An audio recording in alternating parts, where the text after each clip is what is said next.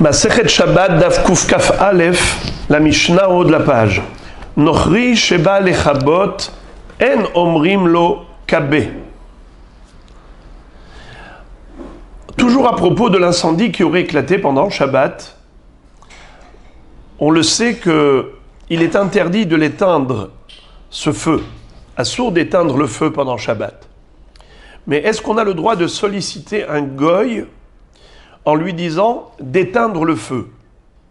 S'il n'y a pas de danger mortel, il n'y a pas de vie humaine en jeu, c'est assour. Même si le but c'est de sauver son argent, c'est assour. On n'a pas le droit de demander à un goy de faire une melacha pendant Shabbat. C'est assour midérabanan. Et c'est ce que nous enseigne ici la Mishnah. Que même dans un but d'économie, c'est assour. Nochri sheba lechabot en omrim lo kabe. Un goy qui vient pour éteindre, on ne lui dit pas éteins. Rashi dit, regardez la première des lignes moyennes. Rabbanan gazru al amira le nochri mishum shvut. C'est les chachamim qui ont interdit, et ça fait partie de la catégorie des décrets rabbiniques que l'on appelle communément shvut. Tous les interdits rabbiniques de Shabbat s'appellent shvut. Ve'al techabe. On ne lui dit pas non plus al techabe. J'ai lu de manière fragmentée. Normalement, si on lit normalement la Mishnah, on dit comme ça. Nochri sheba lechabot en omrim lo kabe ve'al techabe. Mais exprès, je me suis arrêté à kabe pour comprendre que c'est déjà une première halakha. Une deuxième halakha, et là je vais lire à ma façon. Nochri sheba lechabot en omrim lo al techabe. Ça c'est la deuxième halakha. En omrim lo al techabe. Tu n'as pas le droit de solliciter le goy directement, et tu n'as pas l'obligation non plus de lui interdire d'éteindre. S'il vient de sa propre initiative éteindre le feu, laisse-le faire. Il peut le faire naturellement, il peut le faire pour un intérêt, parce qu'après Shabbat, il viendra te réclamer de l'argent. L'homme est chané. Peu importe, tu n'as pas l'obligation de lui interdire d'éteindre. Mi pene she'en shvitato alehem. Car en effet, le devoir d'être shomer Shabbat n'existe pas pour le goy. Et toi, tu n'as pas l'obligation de faire reposer le goy pendant Shabbat, comme tu as l'obligation de faire reposer ta bête pendant Shabbat. C'est-à-dire, tu n'as pas le droit de la faire travailler pendant Shabbat. Vis-à-vis du goy, il n'y a pas d'interdiction. Vis-à-vis d'un Eved, oui. Un Eved Kena'ani qui t'appartient, tu as l'interdiction de le faire travailler. Ton fils, tu n'as pas le droit de le solliciter. Minatora, c'est assour, puisque la Torah te dit Leman yanuach shorcha v'hamorcha bincha ou bitecha lota sekol melacha ata ou bincha ou bitecha. Qu'est-ce que ça veut dire? Ne fais pas de travail, toi et ton fils et ta fille. Mais s'ils sont bar mitzvah, alors évidemment qu'ils ont l'obligation eux-mêmes, personnellement. Il s'agit même d'un enfant. Tu n'as pas le droit de le solliciter, même s'il n'est pas bar mitzvah, pour un chilul Shabbat. Mais le goy, il n'y a pas d'interdit toraïque. Minatora, tu aurais pu même le solliciter. Mais, c'est assour midérabanan. Mais si de lui-même il vient et il fait l'action de la melacha, tu n'as pas l'obligation de lui interdire. En shevitato alehem. La shvita, ça veut dire le repos. Le repos du goy pendant Shabbat ne t'incombe pas. La Torah ne t'a jamais demandé de faire reposer le goy pendant Shabbat. Donc s'il vient de lui-même, il n'y a pas d'interdiction. Le principal, c'est que toi, tu ne le sollicites pas. Aval katan, sheba lechabot en shom'in lo, mipene sheshvitato alehen. Mais un enfant qui n'est pas bar mitzvah, s'il vient éteindre, c'est assour. C'est assourd parce que il le fait pour le père, il le fait pour l'adulte qui est à côté de lui. Et de ce fait, c'est comme si on lui a demandé. Quand il nous regarde dans les yeux et il voit que ça nous intéresse de faire un travail pendant Shabbat, ça veut dire qu'il le fait pour nous. C'est comme si on lui a demandé. C'est assourd. Donc un enfant qui vient éteindre le feu pour plaire à son père, pour lui rendre service, ou bien pour rendre service à un autre juif, on ne laisse pas l'enfant, même s'il n'est pas bar mitzvah, on l'empêche d'éteindre le feu. Mipene sheshevitato alehem. Oui, en effet, la Torah demande au papa de veiller à la shmirat Shabbat du fils, c'est-à-dire interdit au père de demander à l'enfant de faire un travail pendant Shabbat, et même un adulte qui est à côté de lui et qui lui fait signe comme quoi ça l'intéresse, également, c'est assourd.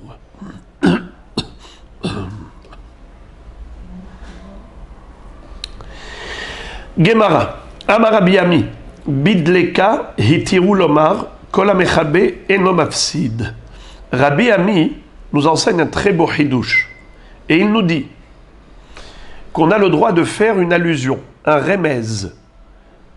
On peut dire devant les goïms, si jamais il y a un incendie qui a éclaté dans la maison du juif, on peut se tenir comme ça dans la rue et dire aux goïms, Kol hamechabe eno mafsid, toute personne qui va éteindre cet incendie, eh ben, il ne va pas perdre son temps pour rien.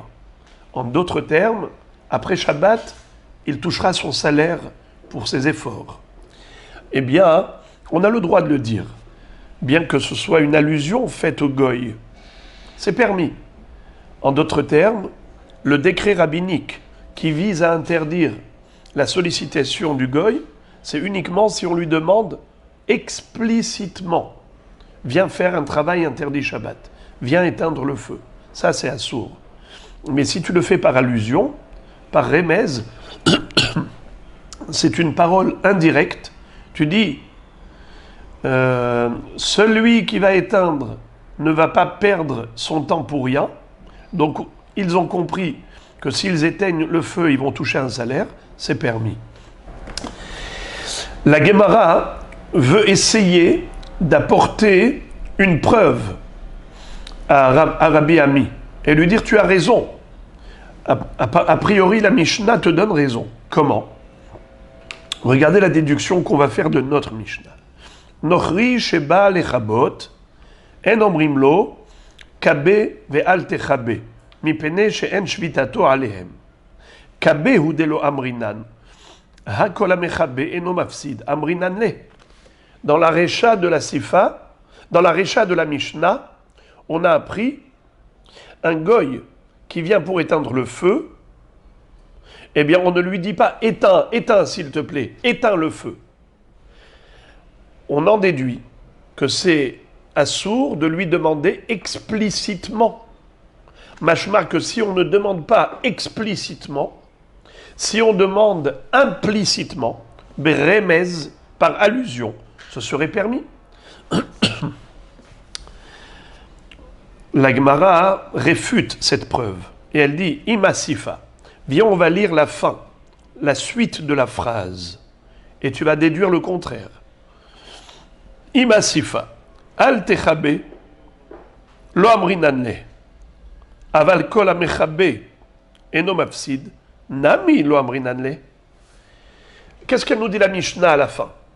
Elle nous dit tu n'as pas non plus l'obligation de lui interdire d'éteindre. Si le goy vient de son propre chef éteindre le feu, tu lui as rien demandé, eh bien, on ne t'oblige pas à l'empêcher. On ne t'oblige pas à dire au goy stop, n'éteins pas. On ne t'oblige pas. En omrim lo al techabe. Sous-entendu que je ne peux pas lui faire une allusion. Certes, je ne suis pas obligé de l'empêcher, mais je ne peux pas lui faire une allusion. Car s'il était permis, de faire une allusion, à plus forte raison que je n'ai pas besoin de l'empêcher.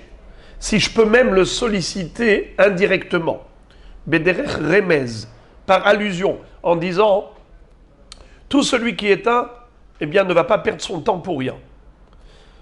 À plus forte raison que s'il vient de lui-même sans que je lui dise quoi que ce soit, c'est sûr que je n'ai pas besoin de l'empêcher, puisque je peux même le solliciter de manière allusive.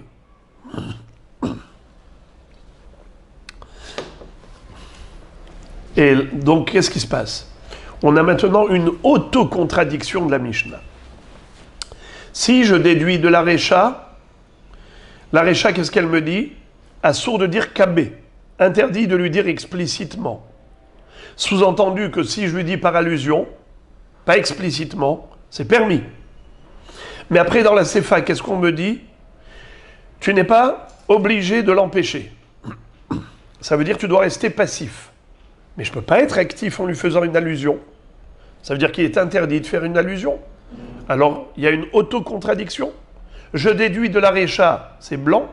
Je déduis de la Sefa, c'est noir. Alors, c'est noir ou blanc? Et là, meha, leka le mashma mina. De cette Mishnah, on ne peut rien déduire. Ni blanc, ni noir. Ça veut dire que tu ne peux pas savoir quel est le din lorsque tu fais une allusion. Rabbi Ami t'a dit que c'est permis de faire une allusion. Rabbi Ami, c'est un émora. Mais est-ce qu'on peut apporter une preuve de notre Mishnah? Est-ce que notre Mishnah nous permet d'apporter de l'eau au moulin de Rabbi Ami? Certainement pas. Parce que si tu fais une déduction de la Récha, tu donnes raison à Rabbi Ami. Si tu fais un diouk de la Sefa, au contraire, tu dis que Rabbi Ami a tort. Alors, qu'est-ce qu'on en déduit? Que finalement, il n'y a aucune preuve à apporter de la déduction. Il n'y a aucune déduction à faire. Toujours à propos de l'extinction de l'incendie par un goy. Tano Rabanan, Maase venafla dleka, behatsero shel Yosef ben Simai beshihin. Il était une fois dans la ville de Shihin un homme qui avait dans son hatser une maison qui a pris feu et il s'appelait Yosef ben Simai. Ou Baou Anshe Gistera. La police romaine est venue dans la ville de Tsipori, puisqu'on était sous la domination des Romains. Baou les Chabot. Donc eux, ils habitaient la ville de Tsipori. Les pompiers sont arrivés et ils veulent éteindre. Mipene chez Apotropos, chez le Melech Haya. Lui, Yosef ben Simai, travaillait dans la cour royale. Il était le responsable, le gérant de toutes les affaires du palais royal de l'empereur romain. Donc évidemment que la police et les pompiers le connaissaient et sont venus pour éteindre le feu dans son hatser, dans sa cour. Velo inihan, mi pene kvod Shabbat. Et il les a empêchés. Il leur a dit, je vous interdis, je vous demande de bien vouloir vous abstenir. N'éteignez pas le feu pendant Shabbat. Il a fait ça pour le kavod du Shabbat. Vena'asa lones, ve'yardu geshamim, ve'chibou. Et voilà qu'il y a eu un miracle. La pluie est tombée et a éteint le feu. La erev, Motsae Shabbat, à la tombée de la nuit. Shiger lekol echad mehem shteslaim. Il a donné à chaque pompier, à chaque policier, 2 slaim. Il leur a envoyé de l'argent. Velaifarkos shebahem hamishim. Et au chef de la brigade de la police, au gouverneur, au chef, il lui a donné 50 slaim. Aux autres, aux employés, il a donné 2, et au chef, il a donné 50. Pourquoi il leur a donné de l'argent? Pour leur montrer que si il les a empêchés d'éteindre, ce n'était pas par avarice, c'était simplement en l'honneur du Shabbat. Et d'ailleurs, pour leur bonne volonté et leur déplacement, il leur a donné leur salaire. Quand les Chachamim ont entendu cette histoire, Amrou, ils se sont exclamés en disant Lo hayat tsarich lekach. Ils n'avaient pas besoin de cela. Share shaninu. Nochri sheba lechabot. En omrim lo kabe ve'al techabe. Il aurait pu les laisser éteindre le feu, puisque les chachamim ont dit que un goy qui vient de sa propre initiative éteindre le feu, on peut le laisser tranquille. Le principal, c'est de ne pas lui demander, ne pas le solliciter directement. Mais s'il vient de lui-même, il n'y a aucun issour. Alors les Chachamim ont dit que Yosef ben Simaï a fait une humra qui n'était pas nécessaire. Et maintenant la Gemara va revenir au sujet du katan. On a appris à la fin de la Mishnah que si un enfant vient éteindre le feu, on l'empêche. Un enfant juif qui n'est pas bar mitzvah, bien que lui personnellement n'est pas encore bar mitzvah, mais étant donné que le père a l'obligation par rapport à son fils d'être shomer Shabbat, lota sekol melacha ata ou bincha ou bitecha, alors il doit l'empêcher car le fils fait ça en l'honneur du père. La Gemara pose la question. Shma mina katana ochel nevelot bedin metzuvin alav leafrisho. Sous-entendu que si moi je vois un enfant en train de manger du non-cachère, j'ai l'obligation de l'empêcher. Est-ce que le beddin a l'obligation d'empêcher un enfant de faire une avera? Amar Rabbi Yochanan dit non.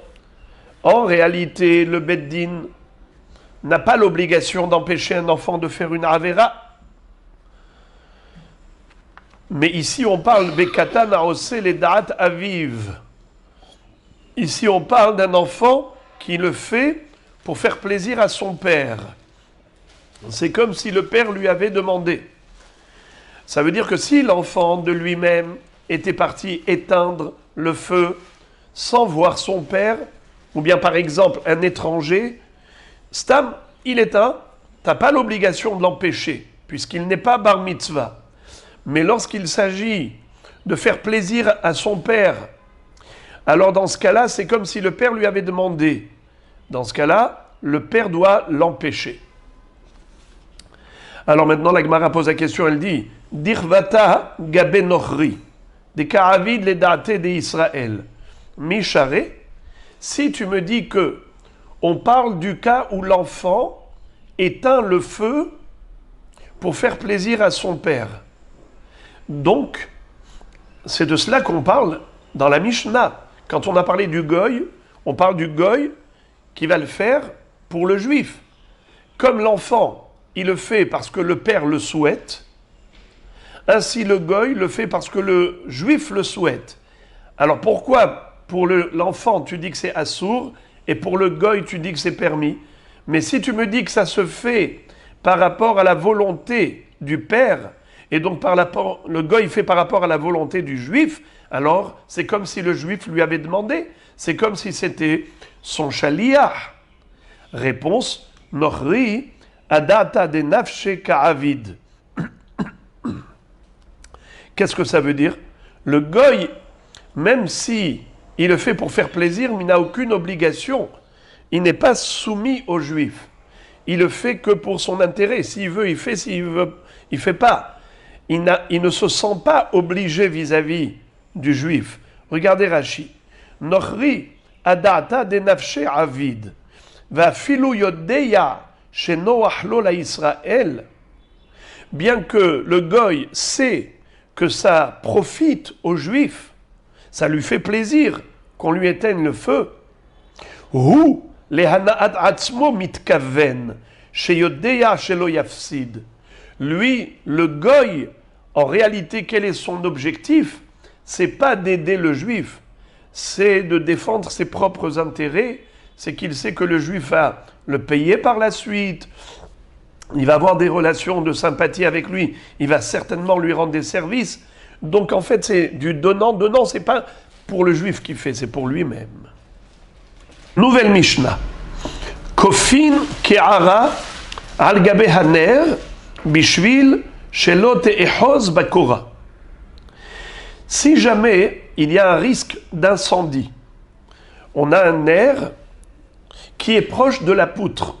On a allumé les nérodes de Shabbat, par exemple, et on ne s'est pas rendu compte qu'on a mis les nérodes trop proches du toit, très proches d'une poutre de la maison.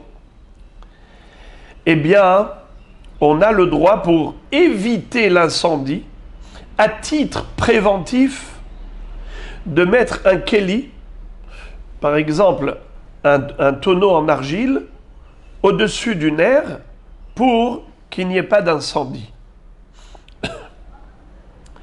Le chidouche, c'est de dire que on ne dit pas qu'étant donné que le ner c'est mouktsé, alors tu n'as pas le droit de prendre un tonneau pour se protéger du ner qui est mouktsé. On ne dit pas cela. Bien que Rabbi Yitzhak le pense, Rabbi Yitzhak, on l'a déjà vu plus haut dans Masechet Shabbat, il pense que En Keli Nital, et là les Davar Nital, on n'a pas le droit de déplacer un objet pour protéger un objet qui est mouktsé. D'après lui, on ne peut pas prendre un Keli et mettre au-dessus du ner, parce que le ner, il est mouktsé. Alors, comment lui va expliquer cette Mishnah, Rabbi Yitzhak? Il va dire qu'en fait, on a pris le tonneau parce qu'on avait besoin de l'emplacement, et ensuite, on a été recouvrir le ner avec. Donc, je répète. Kofin ke'ara al gabe haner bishvil shelote ehoz bakora. On a le droit de recouvrir le ner avec un keli pour pas que la flamme saisisse la poutre de la maison et cause un incendie. Alors maintenant, Rabotai, on va terminer avec l'incendie. Jusqu'à présent, tous les sujets de la Mishnah tournaient autour du feu qui aurait éclaté pendant Shabbat. Maintenant, ça y est, on va s'arrêter de parler du feu et on va parler d'autre chose au passage. Puisqu'on a dit qu'on peut recouvrir le feu, la flamme de feu, pour pas qu'elle incendie la maison, on nous dit qu'on a le droit également de recouvrir avec un keli une saleté. Je ne veux pas vous dégoûter. On parle de tsoa shel katan, les excréments d'un petit enfant qui se baladait dans la maison sans couche et il a lâché des saletés. Et maintenant, ça nous dégoûte. On a le droit de prendre un keli, pas parce que ça nous dégoûte, pardon. C'est parce qu'on ne veut pas qu'il aille patauger. Lui, le petit, il peut aller marcher dessus et faire des saletés. Alors on voudrait recouvrir la tsoa. Eh bien, c'est permis. On a le droit de prendre un keli pour recouvrir la tsoa du katan, pour pas qu'il aille patauger dedans. Ve'al akrav shelotishor. On a le droit également de recouvrir un scorpion pour pas qu'il morde, qu'il pique. Et bien que normalement Shabbat, on n'a pas le droit de capturer des animaux, c'est assourd, mais malgré tout, étant donné que ici le but, c'est pas de capturer le scorpion, c'est juste de se débarrasser de lui pour pas qu'il pique, eh bien c'est permis. Évidemment, on ne parle pas du cas où il y a un danger de mort. S'il y a un danger de mort, tout est permis. On parle ici du cas où il n'y a pas de danger de mort, et tout de même, c'est autorisé de le recouvrir, bien qu'on le capture, étant donné qu'on n'a pas de kavana de capture. Amar Rabbi Yehuda Maase Balifne Rabban Yochanan ben Zakkai be'Arav. Un jour, dans la ville de Arav, qui est une ville de la Galilée, où Rabban Yochanan ben Zakkai habitait là-bas pendant 18 ans, eh bien, il a entendu que quelqu'un a pris un keli et il a recouvert le scorpion. Alors Rabbi Yochanan ben Zakkai a dit « Hosheshani lo mehatat » j'ai un doute, peut-être que cet homme-là est chayav ratat, car il a commis l'infraction de capturer pendant Shabbat un scorpion. Regardez la dernière ligne de Rashi, de Kufraf Aleph Amoud Aleph. Dernière ligne. Hoshesh ani lo mehatat. Kevan de lo haya akrav ratz aharav. Puisque le scorpion ne lui courait pas après, eni yodeya im hayav mishum tzeda im lav. Ve hoshesh ani lomar hayav hatatu. J'ai un doute, est-ce que cet homme-là est hayav hatat ou pas? Pourquoi? Parce qu'il n'était pas en danger. Le scorpion ne lui courait pas après. Mais, ça c'est une mélacha. Quel est le safek? C'est une mélacha chez Enatzricha les Goufa. Et donc, il a un safek. Est-ce qu'on est hayav ou patour? Vous savez que Rabbi Houda pense que mlacha chez Enatzricha les Goufa, hayav. Rabbi Shimon dit patour. Alors Rabbi Yochanan ben Zakkai, il avait un safek. Peut-être que on est chayav, comme dit Rabbi Houda. Peut-être qu'on n'est pas tour, comme pense Rabbi Shimon. Mais il y a sa canade des fachotes, là. Regardez Rashi. Kevan de lo haya akrav ratzaharav. Il n'y avait aucun danger. Car s'il y avait un danger, évidemment que c'est permis. Bah, un scorpion qui se balade. C'est venu, il vous pique, c'est très dangereux. Alors, s'il est dans la maison, vous avez raison. Là où il y a un public qui circule, mais là, certainement que c'était à l'extérieur, dans un endroit qui n'était pas dangereux. D'où il a trouvé le kéli alors? Eh bien, par exemple, dans le Hatzer, dans la cour. Rabbi Houda ve Rabbi Irmia bar Abba ve Rav Hanan bar Ava. La Gemara maintenant va parler de Tsoat Katan. On a dit tout à l'heure qu'on a le droit de recouvrir les excréments de l'enfant avec un kéli. À ce propos, la Gemara va nous raconter une histoire très sympathique. Il y avait une fois 3 rabbanim, Rabbi Houda, Rabbi Irmia bar Abba, Rav Hanan bar Rava. Ikle'u le be'avin de mi Nashikaya. Ils ont été dans la ville de Nashikaya. Il y avait là-bas un homme qui s'appelait Avin. Avin de la ville de Nashikaya. Ils ont été invités chez lui. Donc ils étaient les 3 rabbanim. Rabbi Houda, Rabbi Irmia et Rav Hanan. Les Rabbi Houda et Rabbi Irmia baraba aïtoulé ou puriata. Les esclaves, les serviteurs de Avin, ou Rabbi Avin, ont apporté des fauteuils, des lits. Puriata, c'est un lit. Ça veut dire que c'était, à l'époque, des divans, comme des fauteuils où les gens s'allongeaient pour s'installer à la maison.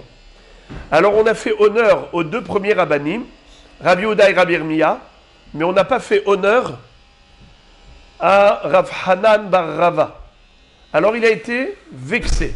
Les Rav Hanan bar Rava lo aïtoule. À Rav Hanan bar Rava, on ne lui a pas apporté. Comme il était vexé, alors il a attendu au tournant. Et dès qu'il a eu l'occasion de le pincer, façon de parler, il a fait. L'occasion n'a pas tardé. Ashkehe matnele libre.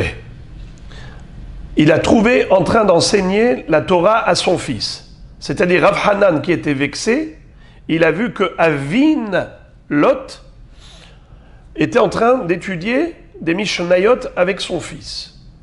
Qu'est-ce qu'il étudiait avec lui? Notre Mishnah. Ve'al tsoa shel katan, mipene katan.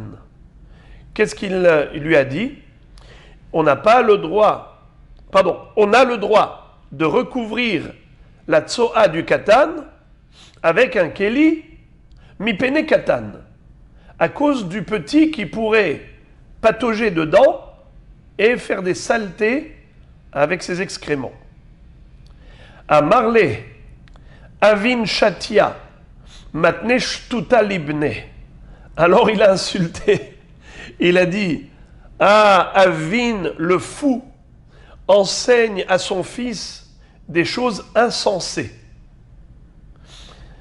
Ve'alo ya'atzma mochenet la klavim, car la tsoa n'est pas mouktsé. Il n'y a aucun chidouche. Il n'y a même pas de nécessité de prendre un keli et de recouvrir la tsoa. Et tu peux prendre carrément toi-même, avec un petit sachet, tu mets dans la main, ou des gants, tu prends la tsoa et tu la jettes. Il n'y a aucun issour. Elle n'est pas mouktsé. Pourquoi elle n'est pas mouktsé? Car on peut la donner aux chiens. Les chiens mangent la crotte des humains. Elles mangent les excréments. Le chien mange les excréments. Alors, ce n'est pas mouktsé, puisqu'on peut donner à manger aux chiens, ce n'est pas mouktsé. Alors, peut-être tu vas me dire que oui, c'est mouktsé parce que cette tsoa, elle est née pendant Shabbat, donc c'est comme nolad. Vechitema delo haziale me etmol. Et donc tu vas me dire que c'est mouktsé parce que la veille avant Shabbat, cette tsoa n'existait pas. Je vais te répondre. Ve'atanya neharot ha-moshchin u'ma'yanot ha-novaim arehen kiragle kol adam. Les fleuves qui coulent, les sources qui jaillissent et qui ruissellent, elles ont le statut des pieds de l'homme. Qu'est-ce que ça veut dire? Vous savez que Shabbat, il y a le Issur Tchumin. Shabbat, lorsque je me trouve dans une ville, je n'ai pas le droit de marcher en dehors de la ville au-delà de 2000 coudées.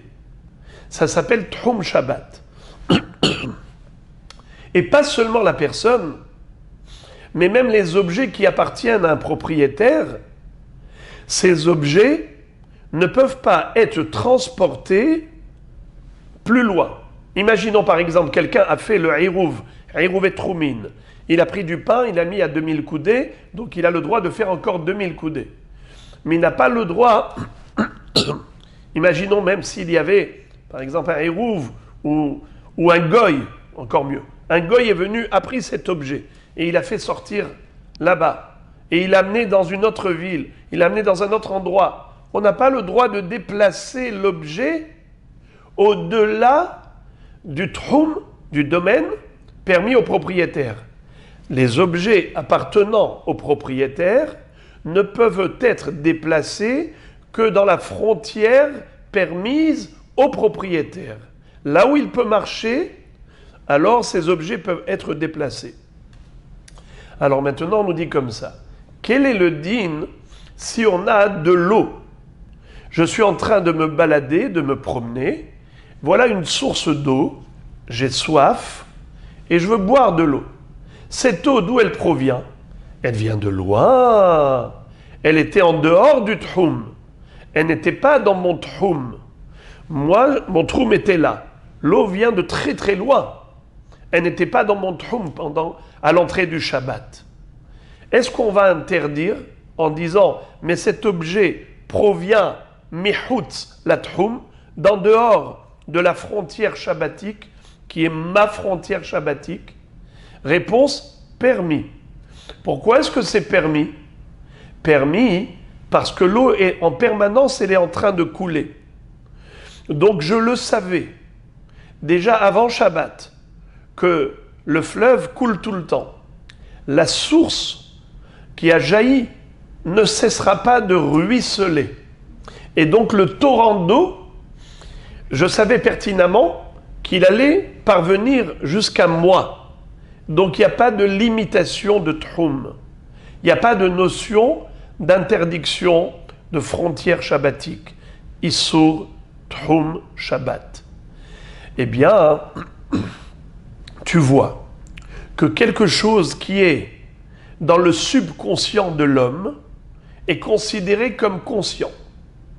Puisque inconsciemment, je sais que la source, elle va jaillir et arriver jusqu'ici, eh bien c'est comme si j'ai compté dessus.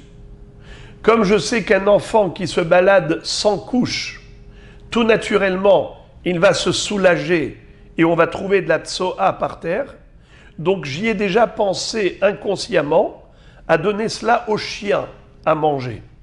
Alors, il n'y a pas de mouktsé.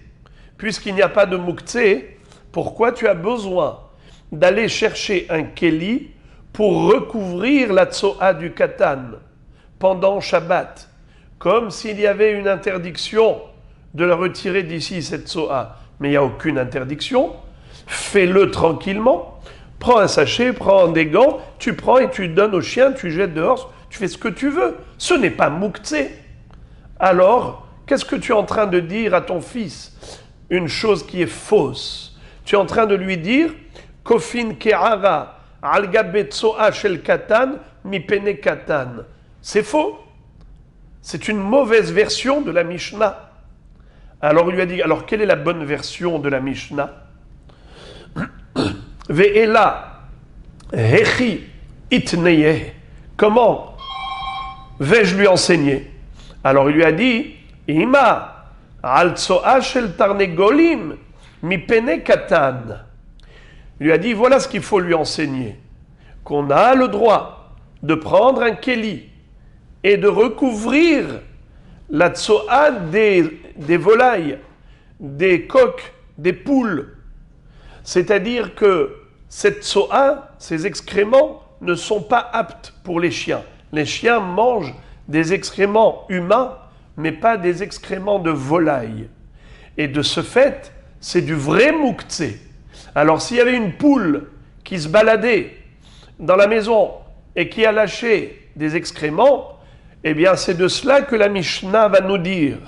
Tu n'as pas le droit d'essuyer directement parce que c'est mouktsé, mais tu peux recouvrir avec un kéli. Voilà le pirouche.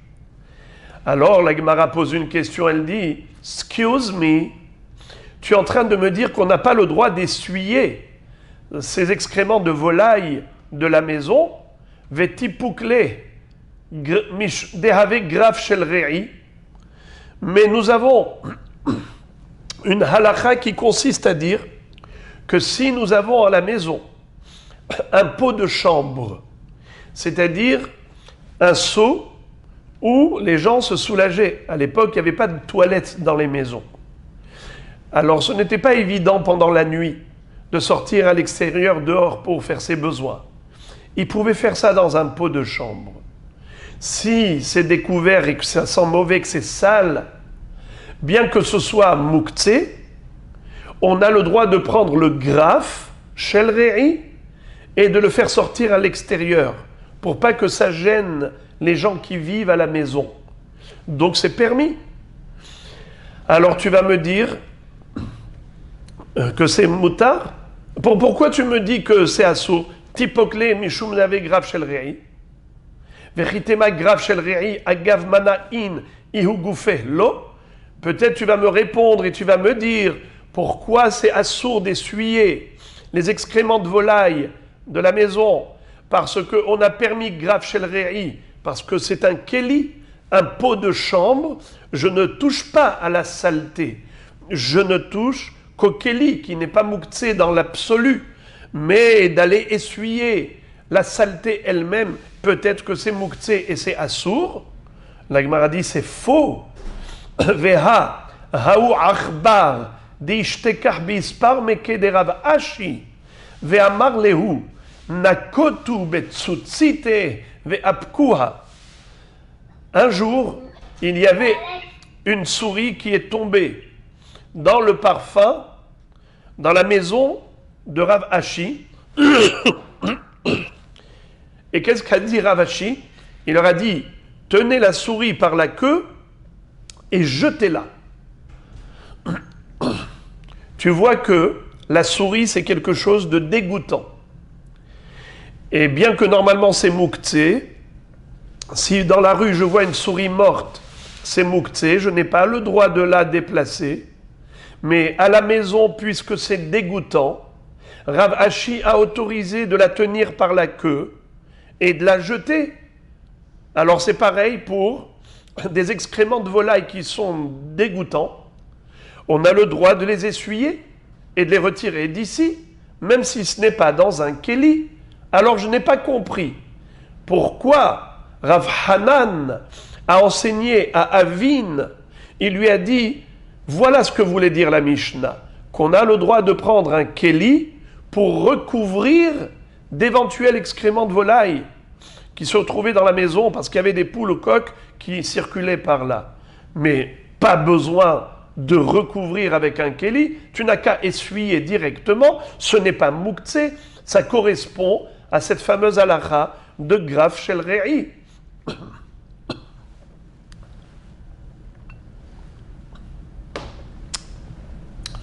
Réponse BHPA. La Mishnah parle d'une déchetterie, d'une décharge. C'est-à-dire, lorsque la saleté est déjà dans la hashpa, dans la poubelle, dans la déchetterie, eh bien, là-bas, ça ne dérange personne. Puisque ça ne dérange personne, donc il n'y a aucune autorisation de déplacer cette tsoa, tsoat tarnegolim ba'ashpa. Pour quelle raison je te permettrai de le déplacer pendant Shabbat et d'essuyer? Aucune raison. Puisque ce n'est pas à la maison où tu peux prétendre que c'est grave chez le ré'i, ça te gêne. Ça ne te gêne pas, c'est dans le hashpa. Alors on t'autorise uniquement de recouvrir avec le keli. La Gemara pose la question, et elle dit Vekatan be'ashpa maïba'ela. Je ne comprends pas, techniquement parlant, de quoi il s'agit ici. Tu me dis que dans la Mishnah, on a le droit de recouvrir la tsoa avec un keli pour empêcher le petit d'aller patauger dans la saleté. Boker Tov, quel est l'intérêt? C'est pour empêcher le petit, mais le petit il est à la maison, il n'est pas dans la hashpa. Il n'est pas dans la poubelle, il n'est pas dans la déchetterie. Alors, techniquement, de quoi tu parles? Il lui répond Behatzer. Ça se trouve, cette saleté de coq et poule, c'était dans la cour. Alors, il lui dit si c'est dans la cour et que c'est pas dans le hashpa, Hatzer nami grav shel re'ihu, puisque nous, on circule dans la cour et que cette saleté nous dérange, même si ce n'est pas la maison vraiment, mais la cour c'est aussi un cocon de vie, c'est aussi l'endroit dans lequel nous on circule, ça nous dégoûte de voir des saletés de volaille, alors on veut pouvoir essuyer, et c'est permis au titre de grave shel re'i. Pourquoi est-ce qu'on nous impose de prendre un keli et de recouvrir? Comme pour dire, tu n'as pas le droit d'essuyer directement. Pourquoi? Mais si c'est dans le hatzer, réponse, be'ashpa sheba hatzer. On ne parle pas de hatzer, on parle de ashpa sheba hatzer. C'est ni ashpa tout seul, c'est ni hatzer tout seul, c'est ashpa sheba hatzer. Pourquoi ce n'est pas ashpa tout seul? Car il n'y a pas d'enfant qui circule dans la hashpa. Pourquoi ce n'est pas hatzer tout seul?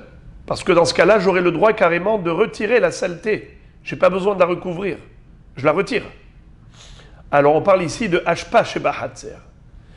La déchetterie qui est dans la cour. Alors d'une part, ça ne me dégoûte pas, parce que c'est déjà dans la déchetterie. Mais étant donné que cette décharge, cette poubelle, elle se trouve dans la cour, là il y a un risque. C'est que le bébé, il se balade, il se promène dans la cour. Alors il peut facilement s'approcher de la hashpa et se mettre à patauger dans cette saleté d'excréments de volaille, et après il va se salir. Voilà pourquoi la Mishnah nous a dit Kofin ke'ara al tsoa mi pene hakatan. On parle de tsoa tarnegolim à cause de l'enfant. Et maintenant, la Gemara va développer l'autre sujet de la Mishnah, à savoir recouvrir un scorpion pour ne pas qu'il pique, qu'il ne morde. Amar Rabbi Yoshua ben Levi, Kol amazikim ne'eragim beShabbat. Rabbi Yoshua ben Levi nous dit que on a le droit de tuer toutes les bêtes qui sont dangereuses, on a le droit de les tuer. Pourquoi? L'interdiction de tuer pendant Shabbat une bête, on la prend de Shochet. Shochet, c'était une mélacha dans le Mishkan. À quoi servait la mélacha de Shochet dans le Mishkan? C'était pour obtenir les peaux de bélier qu'on allait mettre ensuite comme tenture sur le Mishkan. Il fallait passer par cette procédure, Shrita. Étant donné que la Shrita dans le Mishkan se faisait pour utiliser la bête shritée, alors la melacha, chez Tzricha les Goufa, c'est dans ce but. Kasal Kadatin, on a cru maintenant, à Filou en Ratsin Aharav, même si la bête ne poursuit pas, elle ne te poursuit pas, malgré tout tu as le droit de la tuer dehors. Ou mishum de svirale, ki Rabbi Shimon, de mlacha shena tzricha le gufa, mi de rabanani de asira, ve'acha lo gazru. Rashi explique que normalement, d'après Rabbi Shimon, melacha shena tzricha le gufa, une melacha qui n'est pas faite dans le but de la melacha, comme ici, l'objectif c'est pas d'utiliser le scorpion, mais uniquement le tuer pour ne pas qu'il pique. Donc ça s'appelle melacha she'ena tzricha le gufa. Mahloket, Rabbi Yehuda dit chayav, Rabbi Shimon dit patour. La Gemara comprend que Rabbi Yoshua ben Levi s'appuie sur Rabbi Shimon qui dit patour, mais quand on dit patour, c'est patour avalassour, permis par la Torah mais interdit par les chachamim. Mais dans un cas où on a ici une bête qui est mortelle, alors on la tue, il n'y a même pas d'interdit rabbinique. C'est comme ça que la Gemara a compris. Alors par rapport à cette compréhension, elle va poser la question suivante. Mativ Rav Yosef, Hamisha neragim b'Shabbat, ve'eluhen, Zvuv sheberetz Mitzrayim, ve'tzir'a sheben Ninve, ve'akrav shebehadiav, ve'nahash shebe'eretz Israël, ve'kelev shoté bechol makom. Dans cette baraïta que cite Rav Yosef, il est écrit qu'il n'y a que 5 bêtes qu'on a le droit de tuer Shabbat, même s'ils ne te courent pas après. Tout simplement parce que ce sont des bêtes qui elles-mêmes sont dangereuses. Même si toi tu n'es pas en danger, mais tu as le droit de les tuer. Tu as le droit de tuer la mouche égyptienne, le frelon de la ville de Ninive, le scorpion de la ville de Hadiav, le serpent d'Eretz Israël et le chien enragé n'importe où. Tout cela, ce sont des bêtes dangereuses et on a le droit de les tuer, même s'ils ne te courent pas après. Alors Rav Yosef va développer sa question et il va dire Mani, qui est l'auteur de cette baraïta? Elima Rabbi Yehuda, Ha'amar, Melacha She'ena Tzricha Legufa, Hayav. Il n'est pas possible d'attribuer cette baraïta à Rabbi Yehuda. Car Rabbi Yehuda, nous connaissons sa règle. Il dit que une melacha, même si elle n'a pas été faite dans l'objectif de la melacha, c'est asur minatora. Hayav. Ce qu'on appelle en hébreu, melacha she'ena tzricha legufa hayav. Ça, c'est l'opinion de Rabbi Yehuda. Alors, il n'est pas possible de dire que cette braïta, c'est Rabbi Yehuda, puisqu'elle nous autorise de tuer des bêtes dangereuses, même si elles ne nous poursuivent pas, on a le droit de les tuer. Pour quelle raison? Parce que cette braïta, forcément, comme qui elle pense, pas comme Rabbi Yehuda, parce que d'après Rabbi Yehuda, c'est assour. Même si je n'ai pas l'intention d'utiliser le corps de la bête que j'ai tuée, malgré tout, c'est assour minatora.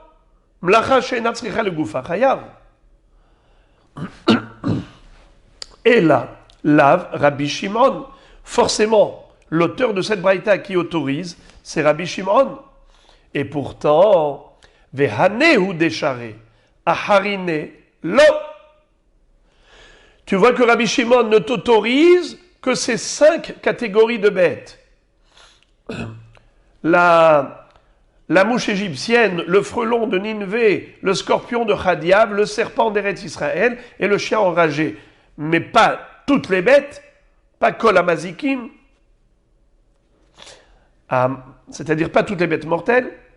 Amar Abirmia. Alors Abirmia vient et nous dit Uman niman lan deha metaratz tahi. Dilma meshabash tahi. Qu'est-ce que ça veut dire? Nous avons une règle que toute baraïta qui n'a pas été enseignée par Rabbi Hiya et Rabbi Oshaya, eh bien c'est une baraïta qui n'est pas fiable. Une baraïta qui a été enseignée par Rabbi Hiya et Rabbi Oshaya, qui étaient les 2 élèves de Rabbeinu Akadosh, qui ont étendu la Mishnah. Ils l'ont développée par la baraïta. Alors ce sont des baraïtot qui sont passés au peigne fin et leur version est juste. Mais des autres baraïtot qui n'ont pas été enseignés par Rabbi Hiya et Rabbi Oshaya, on n'est pas sûr que ce soit toujours une bonne version. Alors la Gemara dit, maintenant tu es en train de poser une question à Rabbi Yoshua ben Levi à partir d'une baraïta. Qui pose la question? C'est Rabbi Yosef. Il a cité une baraïta où il y a écrit qu'il n'y a que 5 bêtes qu'on a le droit de tuer pendant le Shabbat, mais pas plus. Or, Rabbi Yoshua ben Levi, qu'est-ce qu'il a dit? Kol haorgim. Toutes les bêtes mortelles, on a le droit de les tuer. Mais tu vois, donc tu contredis la braïta. Rabbi Yoshua ben Levi, c'est un émora. Il ne peut pas contredire une braïta, puisque la braïta, c'est des Tanaïm. Alors la Gemara remet en cause la question. Et elle dit, pour poser une telle question, il faut être sûr que cette baraïta, elle est authentique. Or, qui nous dit qu'elle est authentique? Peut-être qu'elle est Meshabashta. C'est une version erronée. Amar Rav Yosef. Anna matninala. Rav Yosef dit, je suis sûr que cette baraïta est juste. Moi-même, je l'ai apprise et j'ai vérifié, elle est authentique. Mais n'ayez pas peur de ma question. Anna otivnala ve Anna metaritznala. C'est-à-dire que c'est moi qui ai posé cette question et c'est moi qui vais y répondre. Et je vais vous dire, la baraïta parle de 5 bêtes, mais qui sont mortelles, mais même si elles ne te courent pas après, même si elles ne te poursuivent pas pour te piquer, tu as le droit de les tuer. Mais Rabbi Yoshua ben Levi, quand il a dit toutes les bêtes, tu peux les tuer, il parle de bêtes qui te courent après. Quand tu vois une bête qui est mortelle, qui te court après, eh bien tu as le droit de les tuer. Je lis Rashi. Rashi dit comme ça. Anna metaratz nala. Regardez la dernière petite ligne de Rashi. De lotikshe, qui amar Rabbi Yoshua ben Levi, kol amazikim neheragim, beratzim aharav ka'amar, de pikuach nefeshu, vedivrei akol. Et si c'est pour sauver une vie, c'est permis, divrei akol d'après tout le monde. Va filou les Rabbi Yehuda. Même d'après Rabbi Yehuda, qui a dit mlacha she'ena tzricha legoufa hayav, ici c'est permis parce que c'est pikuach nefesh. Et la braïta qui a dit que les 5 bêtes seulement, veha de hamisha neheragim, kshe'en ratzim aharav, ve Rabbi Shimon. La braïta qui a dit que j'ai le droit de tuer les 5 bêtes, c'est des bêtes qui ne te courent pas après. Et tu as le droit de les tuer d'après Rabbi Shimon, pas d'après Rabbi Yehuda. Car pour Rabbi Yehuda, s'il n'y a pas de pikuach nefesh, c'est assour. Mlacha she'ena tzricha legoufa, hayav aleha. Même si tu ne vas pas utiliser le corps de la bête que tu as tuée, ça s'appelle mlacha she'ena tzricha legoufa. Tu lui as retiré l'âme, netilat neshama. S'il n'y a pas de pikuach nefesh, c'est assour. Mais pour Rabbi Shimon, pourquoi c'est moutar? Car Rabbi Shimon dit, Mlachash shenatzcha legoufa, patour, aval assour miderabanan. Hachamim ont autorisé par rapport à ces 5 bêtes qui sont extrêmement dangereuses, même si elles ne te courent pas après, tue-les pendant Shabbat. Toujours à ce propos, Tane Tana Kame de Rabba Baravuna. La Gemara raconte qu'il y avait un jour, devant Rabba Baravuna, un Chacham qui était en train de lire une braïta. Qu'est-ce qu'il disait? Haoreg nehashim ve'akrabim be'shabbat en roi hasidim nochahem menu. Quelqu'un qui tue des serpents et des scorpions pendant Shabbat, eh bien, les chassidim ne sont pas satisfaits de lui. Regardez comment Rashi explique, deuxième des grandes lignes. En roi hasidim nochahem menu. Da'atan shel hasidim ena me'urevet imo. She'eno hagun be'enehem ma she'asa. Ça ne leur plaît pas aux chassidim que tu tues des serpents et des scorpions qui ne te courent pas après. Et tu les tues Shabbat sans raison. Amarle ve'otan hasidim en roi hachamim nochaim mehem. Et il lui a dit, tu veux savoir, ces hasidim là, tu crois que les hachamim apprécient ces hasidim? Les hachamim n'apprécient pas ces hasidim. Qu'est-ce que ça veut dire? Au contraire, il faut tuer ces bêtes dangereuses. Pourquoi? Parce que même si aujourd'hui, ils ne vont pas tuer, mais ils peuvent tuer un autre jour. Donc il faut se débarrasser au maximum des bêtes dangereuses. Upliga de Ravuna. Et Ravuna n'est pas d'accord avec cette idée de tuer toutes les bêtes mortelles. Pourquoi? Des Ravuna Haziel ou Gavra de Katil Zibura. Un jour, Ravuna a vu un homme qui a tué une guêpe, un frelon, pendant Shabbat. À Marley, il lui a dit, Shalimtinu le kulehu, ça y est, tu as tué tous les frelons du monde. À quoi cela sert? À quoi cela sert de tuer encore un frelon dans le monde? Il y en a encore des millions. C'est n'importe quoi ce que tu as fait. Donc tu vois que Ravuna n'est pas d'accord avec ces hachamim, il est d'accord plutôt avec les hasidim qui disent que ça ne sert à rien de tuer des bêtes qui ne te poursuivent pas. S'ils sont dans un endroit où il y a de la circulation, ils peuvent mettre en danger des humains, bien sûr que c'est bien de les tuer. Mais il faut même les chercher. Si jamais tu vois dans une cour des endroits où il y a des enfants, où il y a des gens qui circulent, il faut les tuer, parce que ça peut être dangereux. Mais stam, dehors, à l'extérieur, tu vas à l'extérieur et tu vas chercher des bêtes à tuer, à quoi ça sert? Tu vas tuer toutes les bêtes du monde? Tanu Rabanan, Nizdamnu lo nehashim ve'akravim, Haragan biyadua shenizdamnu lo leorgan, lo haragan biyadua shenizdamnu leorgo, ve'naasa lo nes minash shamayim. Maintenant, on ne parle pas de Shabbat. On parle en temps normal, en semaine. Quelqu'un qui a croisé des serpents et scorpions. Et finalement, il a réussi à les tuer. Eh bien, il faut qu'il sache que Minashamaim, on lui a donné le zechut d'éliminer des dangers du monde. Mais Galgelin zechut, Aliédé Zakai. Et donc, Minashamaim, on lui montre qu'on lui a donné l'occasion de faire quelque chose de positif. Il peut être fier de lui-même.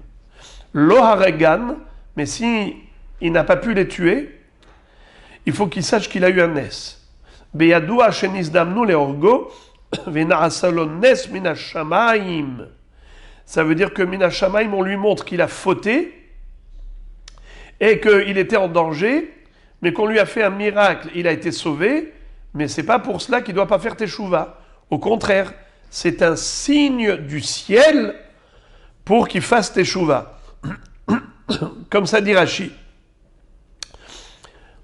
Ve'ir'alo akadosh baruch hu shehata et la shena'asa lo nes. Hachem lui a montré qu'il a fauté, seulement il a eu un nes. Amar ulav etema rabba bar Hana. Amar Rabbi Yochanan ben Shofinbo. Quand est-ce que l'on dit que en réalité c'est un signe du ciel qu'on lui a fait un miracle et qu'il faut qu'il fasse teshuva? C'est uniquement si le serpent, en fait, lui courait après, il sifflait pour aller le mordre, le piquer, et il lui a échappé. Alors là, en effet, il doit comprendre qu'il a eu un nes. Mais si le serpent ne s'intéressait pas à lui du tout, donc ce n'est pas du tout un signe du ciel.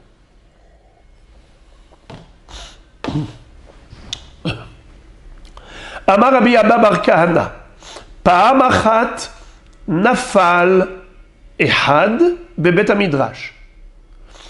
Rabbi Abba bar Kahana raconte qu'un jour, il y a eu un serpent qui est tombé dans le Bet Hamidrash, Pitom.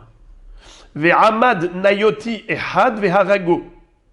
Et il y a eu un juif de la ville de Nayot qui tout de suite a tué le serpent pendant Shabbat. Amar Rabbi Pagarbo Kayotsebo. Pagarbo Kayotsebo. Le serpent a croisé quelqu'un qui lui ressemble. C'est quoi cette phrase de Rabbeinu Akadosh? En disant, ce serpent a croisé un homme qui lui ressemble.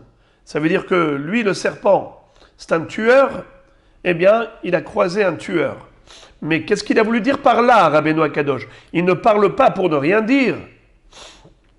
Ibayaleu, Pagabo Kayotsebo, des Shapir Avad, Olo. Qu'est-ce que ça veut dire?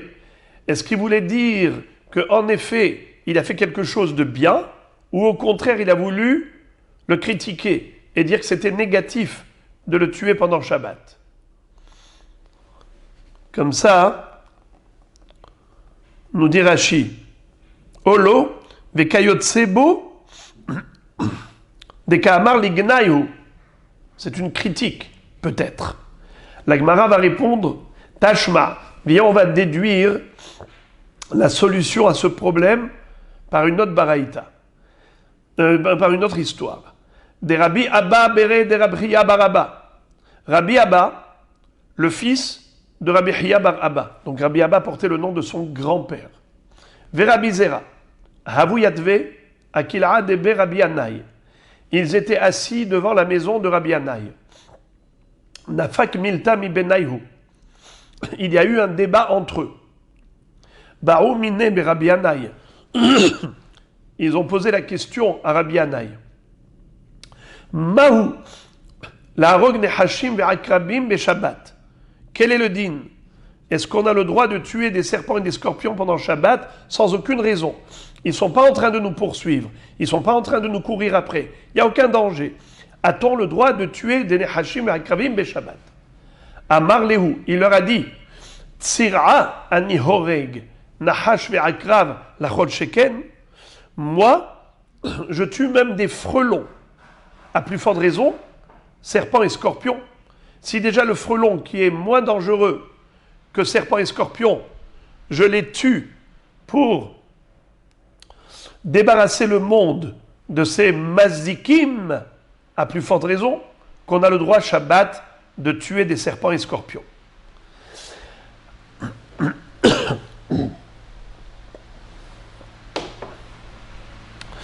Donc, certainement Rabbeinu Akadosh, lorsqu'il avait dit Pagabo Kayotsebo, c'était au contraire, c'était justement faire un compliment à ce monsieur, en disant, tu as très bien fait de donner un coup de massue à ce serpent. Ah, le serpent qui a voulu faire du mal, eh bien, en effet, il a reçu la leçon qu'il méritait. C'est-à-dire, il est venu pour tuer eh bien, il a rencontré celui qui l'a tué. Kol hakavod. Puisqu'on voit que Rabbi Yanaï lui-même a autorisé. Alors la Gemara dit, ce n'est pas une preuve. Tu veux apporter une preuve de Rabbi Yanaï pour Rabbi. Si Rabbi Yanaï a dit, je tue même le frelon, à plus forte raison, scorpion et serpent, même s'ils ne nous poursuivent pas, de là c'est une preuve que Rabbi, quand il avait dit, le serpent a croisé quelqu'un qui lui ressemble, ce n'était pas péjoratif. Au contraire, c'était positif. C'était un compliment. La Gemara dit non. Il n'y a pas de comparaison à faire entre l'histoire de Rabbi et l'histoire de Rabbi Yanaï. Pourquoi ?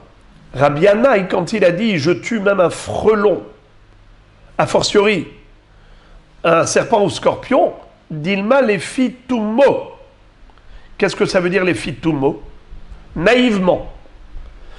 Quelqu'un qui marche, il marche. Si il écrase un serpent en marchant, s'il écrase un scorpion en marchant, il n'a pas besoin de faire le détour pour ne pas l'écraser. Qui marche normalement. Ça, c'est permis. Il a le droit de les écraser. Comme on dit dans le pasouk. Al shahal va feten tidroch, tirmos kefir vetanin. Donc, peut-être que uniquement dans ce cas où c'est permis, quand il marche normalement, les fitumo, mais pas lorsqu'il le fait avec kavana. Comme ça dit Rashi, les 4 dernières lignes de Rashi en bas. Dilma les fitumo. Lo sheyamod alav yargenu lehedia. Rabbi Yanaï n'a pas permis d'aller tuer intentionnellement des serpents et des scorpions comme ça. Et là, seulement de quoi il parlait ?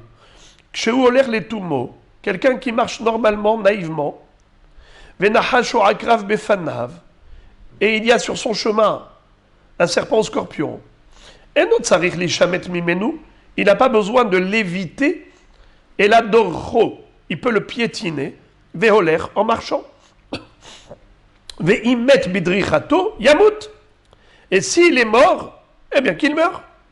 Ho'il velo nitkaven, des davar shenu mitkaven, les Rabbi Yehuda, mais des Rabbananu, ou les Inyan Mazikin, lo gazrou.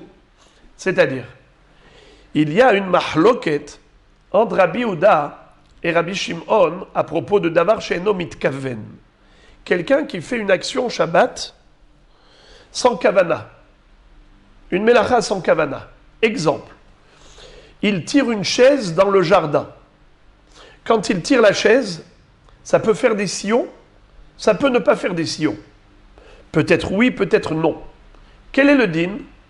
Rabbi Shimon dit, tu as le droit de tirer la chaise. Davar sheno mitkaven, mutar. Rabbi Yehuda dit, puisque peut-être ça peut faire des sillons, alors c'est assour. Assour midera banan. Rabbi Yehuda te dit, ce issour dera banan n'a lieu d'être que s'il n'y a pas de problème. Mais ici, c'est un serpent, un scorpion. Ce issour des Rabbanan disparaît. Tu lui marches dessus en marchant normalement. Tu n'as pas l'intention de le tuer. Et ce n'est pas sûr qu'il va mourir. Tu l'as écrasé. Peut-être il va mourir, peut-être non. Ça s'appelle Davar Sheno Mitkaven. Pour Rabbi Shimon, c'est totalement moutard. Pour Rabbi Yehuda, c'est assour en général. Mais pour accélérer le processus de la mort des reptiles dangereux, eh bien c'est moutard. Mais il ne faut pas que ce soit sûr. De'amar Rabbi Yehuda, rok dorso les filles tumo. C'est-à-dire, il veut lui apporter une preuve comme quoi, quand on marche normalement, même si on fait une mélacha au passage éventuellement, pas sûr et certain, c'est éventuel, eh bien dans ce cas-là, c'est moutard. Regardez l'avant-dernière ligne de Rashi en bas. Rok, un crachat, dorso les fitumo, on a le droit de le piétiner en marchant normalement. Chez Eno mitkaven les marreyah, ou les ashvouye gumot. ce monsieur n'a pas l'intention ni d'étaler, ni d'égaliser le sol en aplanissant les creux. Bien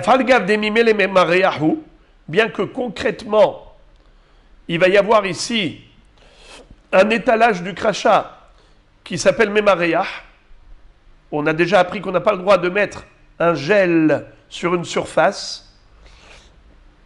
Ki lo mechaven share mishum isuta. Mais quand il n'a aucune kavana, il a le droit de marcher normalement dessus, eh bien, en quelque sorte, pour écraser la saleté.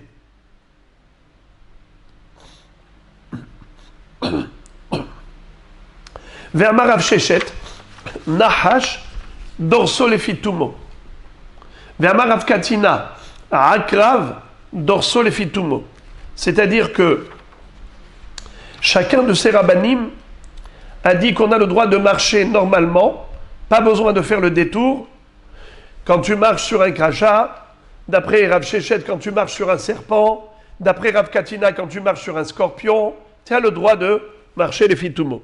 Ce qui fait qu'en effet, on ne sait toujours pas est-ce que Rabbeinu Kadosh avait voulu critiquer cet homme ou au contraire il a voulu le valoriser.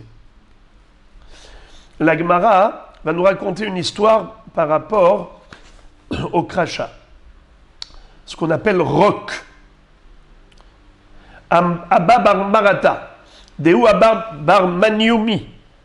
Abba bar Marata, qui était en fait le fils de Manioumi. Sa mère s'appelait Marata, son père s'appelait Manioumi. Hava Maskebe, Deber Eshgaluta Zouzé. Un jour, il avait emprunté de l'argent à l'exilarque, au président de la communauté babylonienne. Pas à lui directement, mais à sa famille. Et comme il leur devait de l'argent et il n'avait pas encore remboursé, ils vont essayer de le froisser. Ils vont essayer de lui faire pression. Aïtiuhu kametzaarale. Ils l'ont fait venir là-bas, dans la maison du Resh Galuta, et ils ont commencé à lui faire une pression, le faire souffrir, pour l'obliger à rembourser rapidement. Hava Shade Ruka. Il y avait là-bas un crachat qui était par terre pendant Shabbat. Amarleu Resh Galuta, Aïtumana Sahifu Ilave. Le Resh Galuta a dit apportez un keli et mettez-le sur cette saleté pour pas qu'on voit cette chose dégoûtante. Amarlehu Latzrichitu. Abba Marmarata qui était là, il leur a dit vous n'avez pas besoin de recouvrir avec un keli. Hachi Amar Rav Yehuda, Rok dorso lefitumo. Rav Yehuda a dit que un crachat, on peut marcher normalement dessus, et s'il s'écrase, il s'écrase. Amar lehu, tsurva merabananhu, shavkuhu. Il leur a dit, puisque c'est un Talmid Hacham, alors laissez-le tranquille, ne lui faites pas la pression pour qu'il rembourse immédiatement, laissez-le rembourser quand il en aura la possibilité tranquillement. Voilà donc comment se termine ce Daf Kouf Chaf Aleph.